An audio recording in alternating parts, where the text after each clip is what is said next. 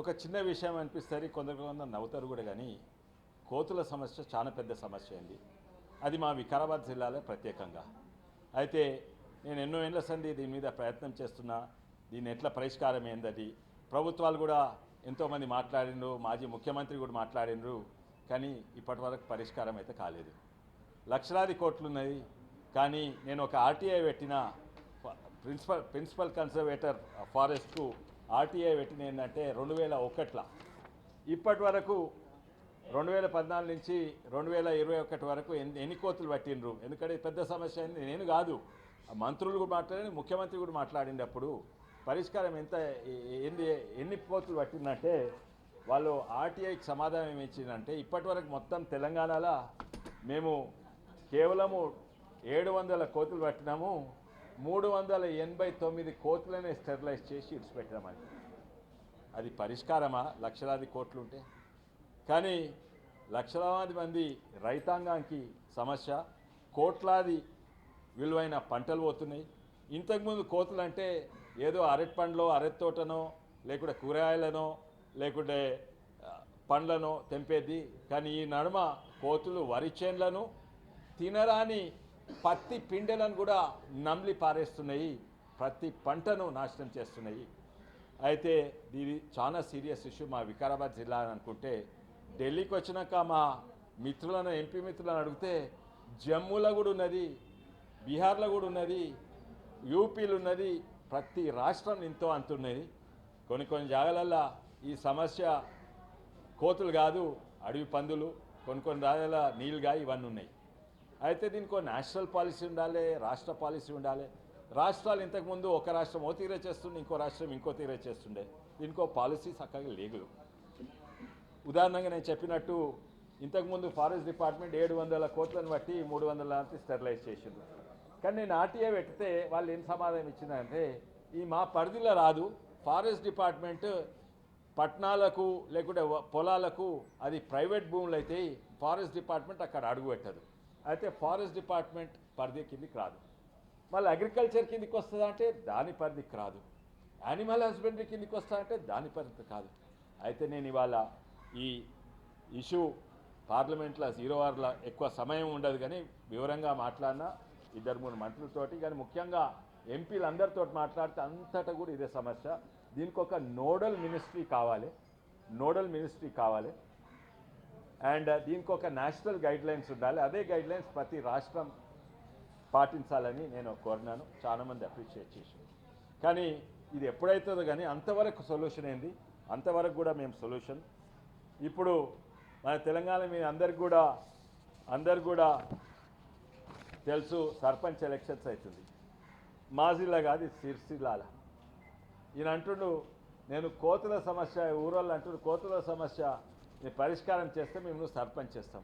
ఇక్కడనే కాదు, మొత్తం యావత్ తెలంగాణలో పార్టీలను పక్కకు పెట్టి నిజంగానే ఓ తీరే సంతోషము ఏంటంటే ఏకైక యునానిమస్గా సర్పంచ్ ఎలక్ట్ చేయాలి. కానీ ఈ సమస్య అన్ని పార్టీలు కలిసి, నేను బీజేపీలున్న ప్రభుత్వంతో కలిసి పనిచేయదలుచుకున్నాను. కలెక్టర్ గారితో మాట్లాడినాను. వారు మాకు అనుమతి ఇస్తా అన్నారు, ఏంటంటే పడుతందుకు, తీసుకుపోయి ఇడుస్తందుకు. కానీ దీనికి స్టెరిలైజేషన్కు వాటికి చాలా ఖర్చు అవుతుంది. ఒక కోతికి 500 నుంచి 2000 రూపాయలు అవుతుంది. దీన్ని ఎవరు పెట్టాలి? లక్షలాది కోట్లు ఉన్నాయి. అయితే ప్రభుత్వం దగ్గర పైసలు లేవు. ఇప్పుడు ఉన్న ముఖ్యమంత్రి చెప్పిండు మా దగ్గర పైసలు లేవు, పాతోడు వచ్చి అన్న దోసుకోపోయిండు, ఇవన్నీ కూడా చెప్పిండ్రు. అయితే దీని పరిష్కారం ఉన్నది. కనీసం ఫస్ట్ ఎక్స్పెరిమెంట్ మా వికారాబాద్ జిల్లాని నేను చేయబోతున్నాను. ఇది అన్ని జిల్లాలు కూడా పాటిస్తాయని నేను అనుకుంటున్నాను. మళ్ళీసారి మీడియా మిత్రులందరికీ కూడా ధన్యవాదాలు.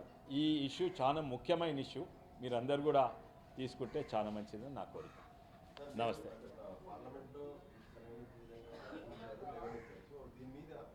సెంట్రల్ గవర్నమెంట్ ఇంకా ప్రెజర్ చేసేందుకు ఏమైనా ప్రయత్నం చేస్తున్నారు? మీరు అన్నట్టు ఏ శాఖ కిందకి వస్తుందో అర్థం కావట్లేదు. అక్కడ పోతే ఫారెస్ట్ అంటున్నారు, ఇక్కడికి వస్తే ప్రైవేట్ అంటున్నారు. ఎంతమంది ఇబ్బంది పడుతున్నారు కదా. మీరు ఆల్రెడీ ఏదన్నా ఒక నోడల్ ఏజెన్సీని అగ్రికల్చర్ డిపార్ట్మెంటా ఎవరో తీసుకోగలుగుతారు. అయితే ఫారెస్ట్ డిపార్ట్మెంటా? ఎక్స్పర్టైజ్ దేశంలో ఉన్నది. ఇంతకుముందు పట్టి తీసుకోయినరు, స్టెరిలైజ్ చేసి వదిలినరు. కానీ ఫార్మా కంపెనీస్ తోటి మాట్లాడుతుంది. ఇంతకుముందు స్టెరిలైజేషన్ అంటే ఆపరేషన్ చేయాలి, కానీ ఇప్పుడు ఇంజెక్షన్లు దొరుకుతున్నాయి. కానీ ఇంకా మంచిది ఏంటంటే మేము ఫార్మా కంపెనీస్ కూడా, మా ఎన్జిఓ ఉన్నది, ఫార్మా కంపెనీస్ తోటి కూడా మాట్లాడుతున్నాం. ఏంటంటే కోతులకు తిండి వేస్తే ఆ తిండి తింటే ఆ తిండిలో మందు ఉంటుంది, అవి ఖుద్ స్టెరిలైజ్ అవుతాయి. అయితే ముఖ్యంగా ఇది మా వికారాబాద్ జిల్లాలో పరిష్కారం ఈజీ, ఎందుకంటే మా దగ్గర అడవులు చిన్నగా ఉన్నాయి, తక్కువ ఉన్నాయి. మేము తీసుకుపోయి ఎక్కడనో అడవులు ఇడిచి పెడితే ఆ పరిష్కారం అది మళ్ళీ కోతులు రావు. కానీ నిర్మల్ అనుకో, ఆదిలాబాద్లో మా మిత్రులు ఉన్నారు, గొడ్డం నాగేష్ గారితో మాట్లాడినా, వీళ్ళందరితో మాట్లాడితే మా దగ్గర కోతులను తీసుకొని అడవులు ఇడిచి పెడితే మళ్ళీ వస్తాయి. అయితే అక్కడ వాటిని లాంగ్ టర్మ్ సొల్యూషన్ ఉంటుంది, షార్ట్ టర్మ్ సొల్యూషన్ కూడా. నేను యాక్చువల్లీ ఇవాళనే ఢిల్లీలోనే మా ఇంట్లోనే ఒక టెస్టింగ్ చేస్తున్నాను, ఎందుకంటే ఎన్నో యంత్రాలు తయారు చేసినాం. మేము చేసిన యంత్రాలని ఫెయిల్ అయినాయి. ఇప్పుడు ఇంకోటి కొనుక్కొచ్చినాము, అది అల్ట్రాసానిక్ అంట. అల్ట్రాసానిక్ వేవ్స్ ఇడుస్తా అంట, అవి కోతులకి ఏం పడతాయి, పారిపోతాయంట. ఇవాళనే ఎక్స్పెరిమెంట్ చేస్తే ఇప్పుడు ఇంటికి పోయి అది ఇవాళనే వచ్చింది. అది సక్సెస్ అయితే మీ అందరిని అక్కడ కూడా పిలుస్తాను. కానీ అది ముఖ్యంగా అది షార్ట్ డిస్టెన్సే పనిచేస్తుంది, పొలాలకు అది పనిచేయదు. ఎందుకంటే 20 ఫీట్లో 30 ఫీట్లో ఓ ఇంట్లలో పనిచేస్తుంది, కానీ ఊర్లలో ఇంట్లోకి కూడా వస్తున్నాయి. కానీ పొలాలు ఎకరాలు వేలాది ఎకరాల పొలాలలో అది కష్టమని నేను అనుకుంటున్నాను. ఉన్నదండి. అయితే 2001లో దీన్ని ఎండేంజర్డ్ స్పీసీస్ నుంచి తీసేసిండ్రు ప్రభుత్వం. అయితే దీన్ని పట్టుకొని స్టెరిలైజ్ చేయవచ్చు. అట్లే అడవి పందులను వర్మిన్గా డిక్లేర్ చేసిండ్రు. వర్మిన్ అంటే తుపాకీ తీసుకొని కొట్టవచ్చు కూడా, కానీ కోతులను కొట్టరాదు, కానీ స్టెరిలైజ్ చేయవచ్చు. ఏమండి? అవును, న్యూఢిల్లీలో పెద్ద సమస్య, మా ఇంట్లో కూడా పెద్ద సమస్య ఉన్నది. అవును, చేయాలి. నేను అనుకుంటే అందరు ఏకభావంగా ఉన్నారు, ఎంపీలు అందరూ కూడా దీని మీద. నేను అనుకున్న తొందరగానే ఒక గైడ్ లైన్స్ వస్తాయి, ఓ నోడల్ మినిస్ట్రీ కూడా వస్తాయి. అండ్ ఈ గైడ్ లైన్స్ ముఖ్యంగా ఇది సెంటర్ ముఖ్యంగా రాష్ట్రాలే ఓ గైడ్ లైన్స్ ఫాలో అవుతాయని నేను అనుకుంటున్నాను. నమస్తే, థ్యాంక్ యూ.